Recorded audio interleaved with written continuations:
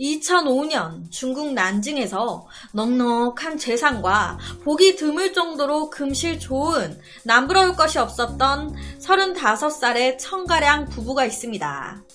아내의 생일날이 되면 꼭 항상 서프라이즈 선물을 챙겨주고 아내 기 살려준다고 카드 주면서 이걸로 당신이 먹고 싶은 거, 당신 친구들이 먹고 싶어하는 거 먹어?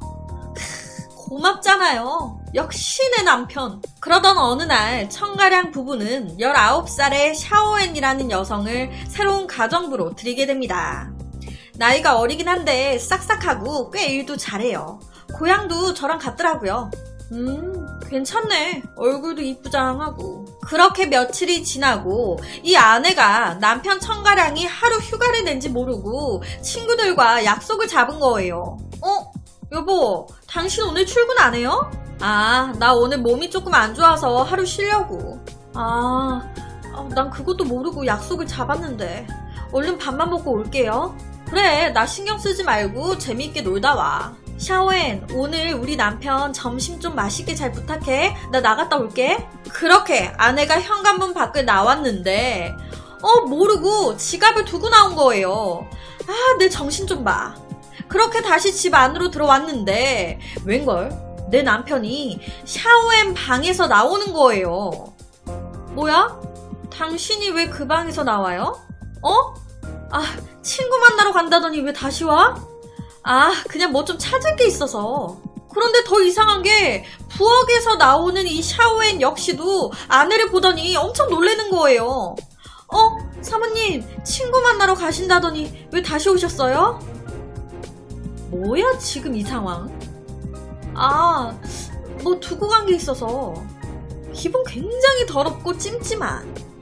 왜 그이가 샤오엔 방에서 나오고 샤오엔은 왜 날 보고 놀라지?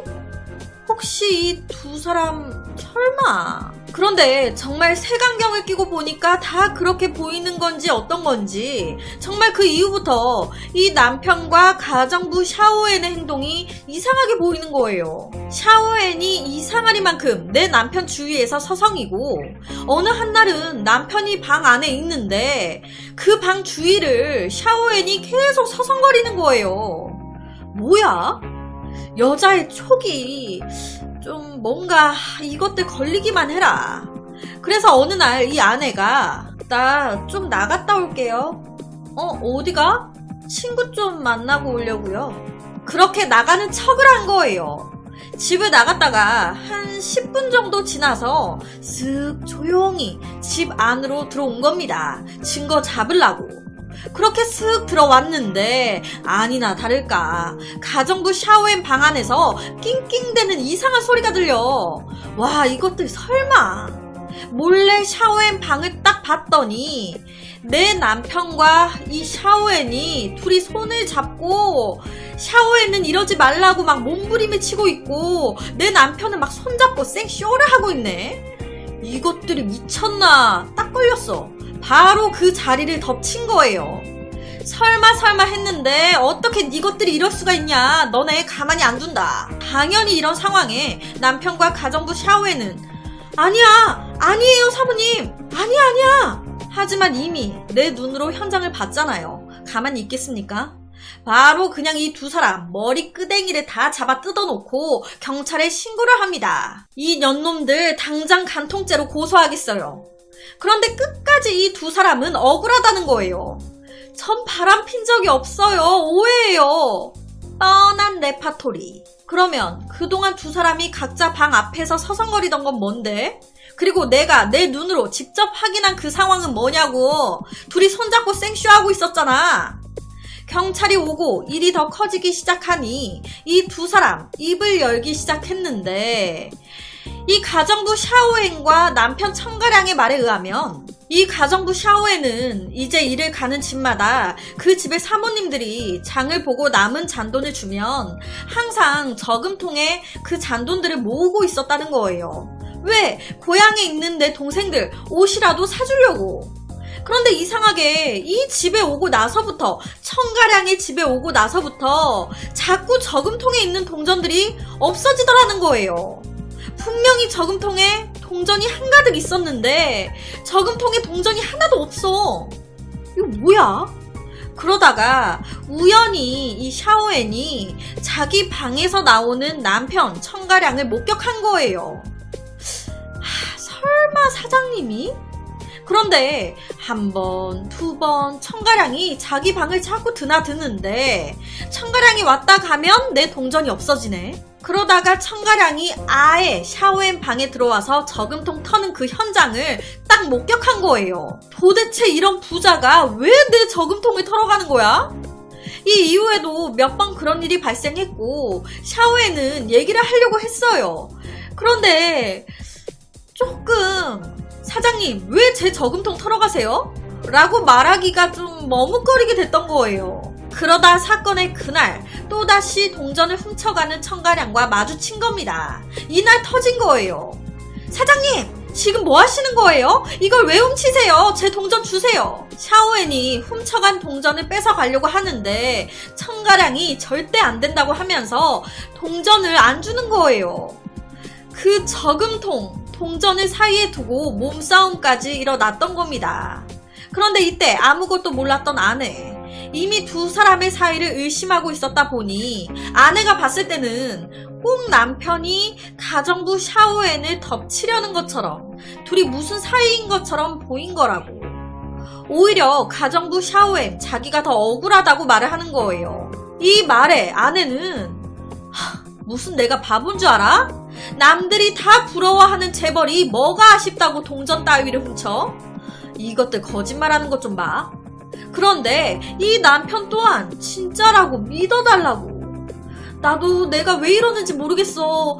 동전만 보면 자꾸 손이 가 미치겠어. 이 사건이 경찰서로까지 이어지면서 이 아내 쪽의 가족들에게도 이 사실이 알려졌습니다. 그런데 이 가족들이 좀 이 남편 청가량의 말이 맞다는 것처럼 얘기를 하는 거예요.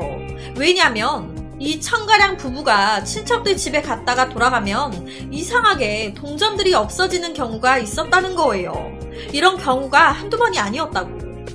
그런데 이 친척들 입장에서 이게 이제 큰 돈이 아니었다 보니까 이 돈 네가 가져갔지? 이렇게 물어보기도 좀 애매했던 거예요. 그러니까 그냥 쉬쉬거리고 있었던 겁니다. 그런데 이런 사건이 딱 터지니까 청가량 말이 맞는 것 같기도 하고 생각해보니 우리 집에서도 너네가 왔다 가면 동전이 없어지곤 했었어 라고 된 거죠.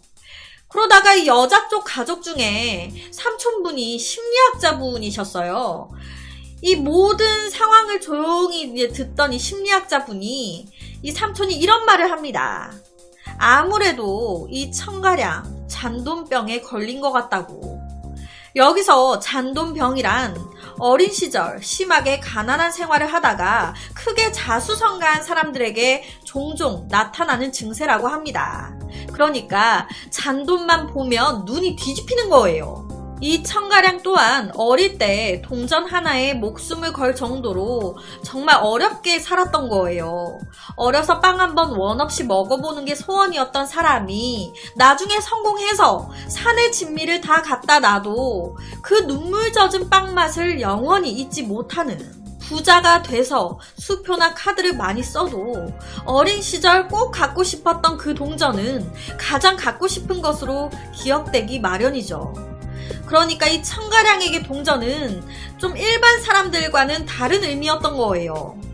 어떻게 보면 엄청 가난했을 때 받았던 상처의 흔적이지 않을까. 그러면 그건 알겠어요. 잔돈병.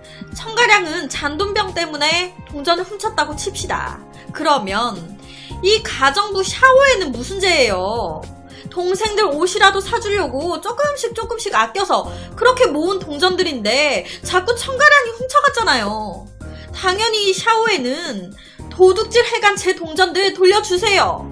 이 청가량은 줄게 나 돈 많아 준다고 그만 좀 해. 이 사건은 실제 중국에서 일어났던 사건입니다. 잘 안 보이긴 하지만 옆에가 실제 당시 기사예요. 좀 그럴 수도 있겠다라는 생각도 들더라고요.